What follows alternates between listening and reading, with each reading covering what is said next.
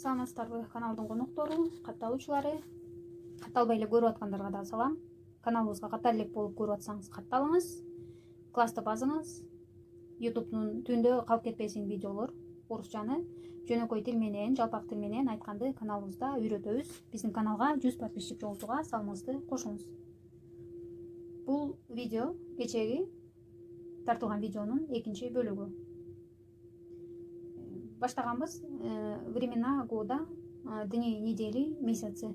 Говорили о временах года, о днях недели, о месяцах.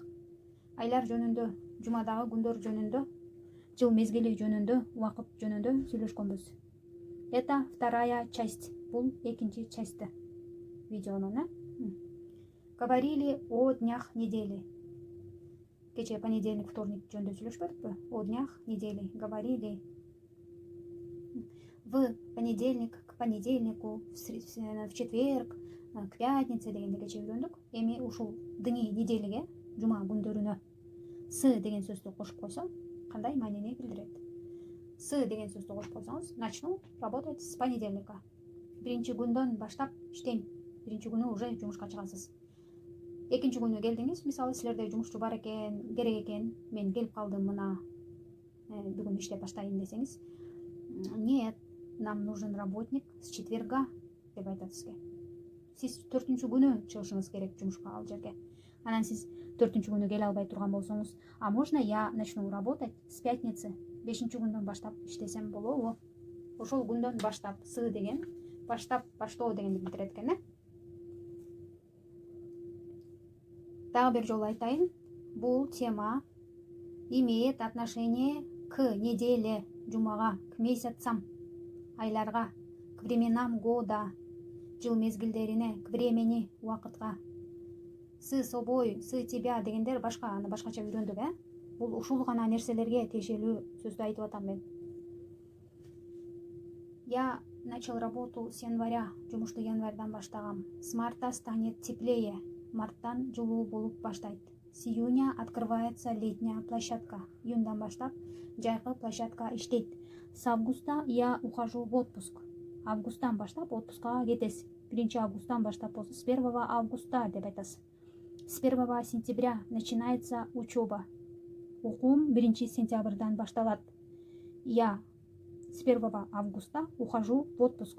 1 августтан отпускага кетем. С декабря я приеду обратно. С 1 декабря. 1 декабрдан баштап келем. С декабря я начну работу. Декабрдан баштап жумушту баштайм. Ошондо с дегенде башталганда ушинтип айтат экенсиз. Времена года. Зима, весна, лето, осень – это времена года, жыл мезгилдери. Начиная с зимы, кыштан баштап, у нас много работы. Бизде жумуш көп. Нам нужен дополнительный работник. Бизге керек кошумча жумушчу на зиму, кышкыга. Өткөнкү сабактарыбызда үйрөндүк. На столе, на полке десе, ошо полканын үстүндө, столдун үстүндө деген экен айттым, Эми на зиму дегенде сиз ошол кыштын үстүнө экен элестетип коюңуз. Кыргыз тилинде кыштын үстүндө деп айтпай эле кышында эле деп коебуз да. Анан булар андай кыштын үстүндө жүргөнүңүздү айткылары келет да. В зиму деген, кышында дегенде в зиму дешет дагы. На зиму, кышкы убакытка эле экенин белгилегиси келгенде на деп айтышат. Столдун үстүндө турганын белгилерде на столе, кыштын үстүндө турганын белгилерде кышкыга эле керек экенин белгилегенде на зиму. С весны у нас мало работы. На весну нам работник не нужен. Жаздан баштап жумуш аз. Жазгыга, март-апрель майга бизге жумушчу кереги жок. С лета у нас много туристов. Нам нужна уборщица на лето. Жайдан баштап бизде туристтер көп. 1 июндан баштап деп атат, Нам нужна уборщица на лето. Бизге жайкыга уборщица керек. Июнь, июль, августка эле. 3 айга, жайга эле. Жайдын эле үстүндөсүз. С осени у нас похолодает. Мне нужно купить ботинки на осень. Күздөн баштап бизде суук болот. Күзгүгө ботинка алышым керек. Күз убактысына. С утра эртең менен, на утро эртең мененки эле убакытка. Я ищу работу на утро. Өткөндө сабактарда утро деген кандай убакта айтабыз? Ошол сабакты неме уккансыз да. Эртең менен 6-дан 10-11-ге чейин, 5-те эле боло берет да. Таң атса эле болду. 5-тен баштап 10-11-ге чейин жумуш издеп атасыз. На утро. Эмес ня деп өзүңүз деле айтып көрсөңүз, билбейм эми орусчага окумуш тили келгендер деле көрүп аткандыр бул каналдычы. Аларга айтуу оңой болот. А орусчага неме биздей болуп жакшы тили келбегендер бул сөздү айтыш кыйын да. Ня дегендей жумшак тамгалар катар болгон үчүн айтуу кыйын болот. Ошон үчүн добрый день деген убакыт канчадан башталат экенин мурдагы видеолордо бар. Ошол жактан көрүп алып, ошол саат канчада башталса, ошол добрый день деген сөздү айтууга мүмкүн болгон убакыттардын баары день болуп санала берет. Сиз ошон үчүн добрый день деген 10-11-де башталат деп айтканбыз. Саат 11-ден баштап саат 6-га чейин жумуш издеп атсаңыз, 6-да кечинде мисалы үйгө баргыңыз келет, я ищу работу на день с 10 с 11 деп деле койсоңуз боло берет. Ошондой оңойрөөк деп ойлоп атам да мен. Саат дня деп айтыш бул башкача маанини билдирип калат. С дня деп айтканда биз көбүнчө со дня деп ушундай туура эмес үн чыгат да бизден. Со дня деген ошол өтүп кеткен күндөн баштап деген маанини билдирет. Мисалы с утра десек, ушул эртең мененден баштап деп атпайсызбы? А со деп койсок уже өттү, ал өтүп кетти тияка. Со дня Великой Победы прошло 75 лет. Баягы жеңиш күндөн 75 жыл өттү. Со дня моего приезда прошел месяц. Мен келген күндөн баштап бир ай өттү. Месяц, ай. Со дня моего приезда, со дня подачи документов прошла неделя. Документтерди тапшыргандан бир жума өттү. С ночи до утра я работаю. Түндөн баштап эртең мененге чейин мен иштейм. Мне нужна работа на ночь. Түнкүгө жумуш издейм. Түнкү эле убакыт. Түндүн үстүндө туруп деген мааниде. Көп эле көрүп жүрөбүз. Начиная там с 1 полки до 7. Начиная с понедельника, с 1 числа до 20 дегендерде. Аны кандай түшүнөбүз? С 1 полки до 7 деп айтса, сиз 1-чи, 2-чи, 3-чү, 4-чү, 5-чи, 6-чы полканын товарларын жыйнайсыз. 7-чиге тийбейсиз. Переставить товары с 1 полки до 7 десе, 7-чи полкага чейин бардык товарларды башка жака ташыйсыз. 7-чиге тийбейсиз. С 1 этажа до 10 будут проходить строительные работы. 1-чи этаждан 10-чу этажга чейин.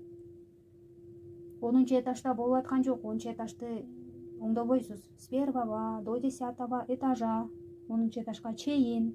С 5 до 10 вечера работает наш магазин. 5-тен 10-го чейин иштейт. Ондо магазин уже жабылат деген маанини билдирет. С менен по деп айтат, с понедельника по пятницу. Нам нужен повар с понедельника по пятницу. Дневной повар мисалы. Жандай кичинекей кафелер күндүз эле иштеген. С понедельника по пятницу десе, бул демек сиз 1-чи, 2-чи, 3-чү, 4-чү, 5-чи күнү дагы иштейсиз. С понедельника по пятницу. Нам нужна уборщица. 1-чи күндөн 5-чи күндү кошуп керек бизге. С зимы по весну у нас мало посетителей. Кышта дагы, жазда дагы келген, эс алган кафеге келгендер аз болот. С зимы по весну. По деп кошуп айтып атса, ошол убакытты дагы кошуп түшүнүшүңүз керек да сиз. С пятницы по воскресенье нам нужны официанты деп жазылуу болсо рекламада. Значит, сиз 5-чи күнү, суббота күнү, воскресенье күнү иштегенге чакырып атат, 3 күнгө. Воскресенье күнү дагы иштешиңиз керек. Көбүнчө эле булардын немелеринде, документтеринде эми ошо кээде биякта деле ушул документ менен иштегенге мажбур болуп калып атпайбызбы? Мындайга чейин, мисалы кече Путин айтты, объявляю следующий месяц тоже сидеть дома до 30 апреля включительно деди. Включительно деген дагы ошо 30-ду кошкондо деген сөз. По 30 апреля включительно деп числону жылдарды тактаганда включительно деп артына такташат да. Мындай айтканда жөн эле айта берет. Числону, жылды тактап айтпасачы, санын айтпаса, мындайча айтканда. Ошон үчүн эгер сизде пятницадан по воскресенье десе, сизди 3 күнгө чакырып атканын билиңиз. С зимы по весну у нас мало посетителей, нам в то время повара не нужны десе, значит сизди алар жайында, күзүндө иштегенге эле чакырып атат. С понедельника по пятницу нам нужен доставщик десе, биринчи күндөн 5-чи күндү кошуп иштегенге эле чакырып атат. Суббота воскресенье күнү сизди иштете албайт экен алар деп түшүнүңүз.